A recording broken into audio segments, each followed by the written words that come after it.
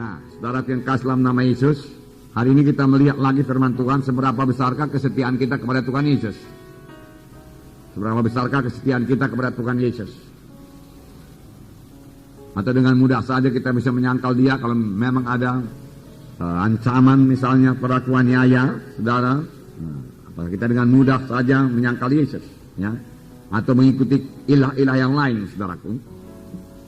Kita membaca Keluaran 32 ayat 19 sampai 28. Nah, saudara, bangsa Israel membuat berhala dari anak lembu emas.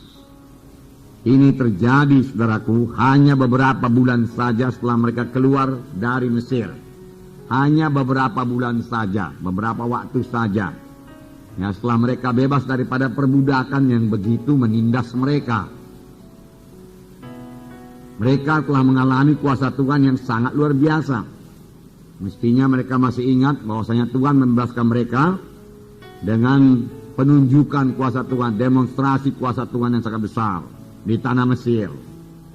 Lalu mereka bebas, tetapi orang Mesir, Firaun mengejarnya dan sampai Laut Kulsum. Kuasa Tuhan nyata lagi.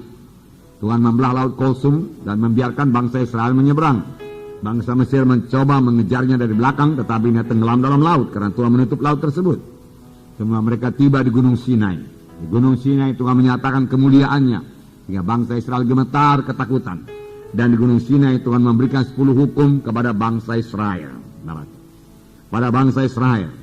Nah, saudara, 10 hukum itu, saudaraku, ya, salah satu diantaranya Keluaran 20, saya bacakan kepada saudara. Ayat 2 mulai, akulah Tuhan Allahmu yang membawa engkau keluar dari tanah Mesir, dari tempat perbudakan. Jangan ada padamu Allah lain di hadapanku. Janganlah membuat bagimu patung yang menyerupai apapun yang ada di langit di atas, atau yang ada di bumi di bawah, atau yang ada di dalam air di bawah bumi. Jangan sujud menyembah kepadanya, atau beribadah kepadanya, sebab aku Tuhan Allahmu adalah Allah yang cemburu, yang membalaskan kesalahan kepada kesalahan bapa kepada anak-anaknya, kepada keturunan yang ketiga dan keempat dari orang-orang yang membenci aku. Nah, jelas sekali firman Tuhan berkata di sini, jangan ada padamu Allah lain di hadapanku. Jangan buat patung, jangan sujud menyembah kepadanya, jangan beribadah kepadanya. Aku Tuhan yang cemburu. Aku akan membalas kejahatan bapa kepada anak-anaknya, kepada cucu-cucunya, sampai kepada keturunan keempat dari orang-orang yang membenci aku. Yaitu Tuhan teraku, Tuhan yang tegas. Nah, begitulah Tuhan teraku bencinya kepada kuasa kegelapan, ya, kepada Allah yang lain. Karena dia telah memberikan perintah dalam Keluaran 20 lebih dahulu, jangan ada padamu Allah yang lain. Itu hukum yang pertama. Jangan ada padamu berhala yang lain.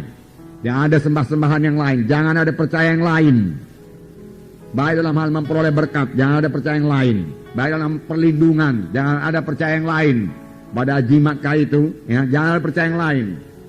Ya, baik dalam hal berkat, Tuhan saja yang memberi berkat, saudaraku. Bukan nenek moyang kita sudah mati memberi berkat. Ya.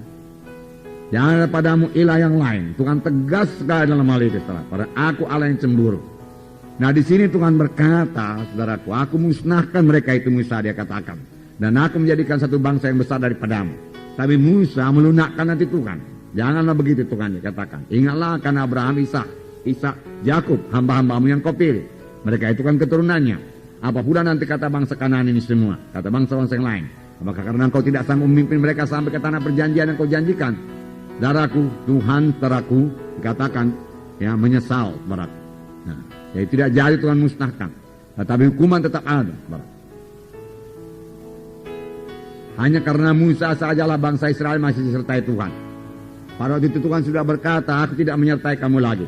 Aku memang tidak memusnahkan mereka, tapi aku tidak menyertai kamu lagi. Aku menyuruh seorang malaikatku berjalan di hadapanmu, dan malaikat itu akan mengalahkan, dia katakan, segala suku-suku bangsa di tanah Kanaan. Jadi satu malaikat pun bisa mengalahkan segala suku-suku bangsa di tanah Kanaan. Luar biasa kuasa malaikat. Amin, saudara. Apalagi kuasa Tuhan. Tetapi Musa berkata, kalau engkau tidak beserta dengan kami, lebih baik kami tidak berangkat. Musa berkata. Dan Tuhan berkata, baiklah, daripada hari pembalasan aku membalaskannya kepada mereka itu. Oleh sebab itu, saudaraku, kita hati-hati sekali, saudaraku, dengan terlibat dalam adat-adat kegelapan ini. Amin, saudara. Supaya jangan ada yang terlibat lagi dalam adat-adat kegelapan. Itu sangat kebencian kepada Tuhan. Dan sangat membuka pintu kepada setan. Dan kalau dibuka pintu kepada setan, setan selalu memanfaatkannya dengan sebaik-baiknya dan dengan secepat-cepatnya. Setan datang hanya untuk mencuri, membunuh, membinasakan. Ya. Setan pembunuh, saudaraku, setan pembunuh. Nah, di sini tadi dikatakan, ya, kemudian Tuhan berkata kepada Musa, Musa turun, bangsa itu sudah menyembah berhala.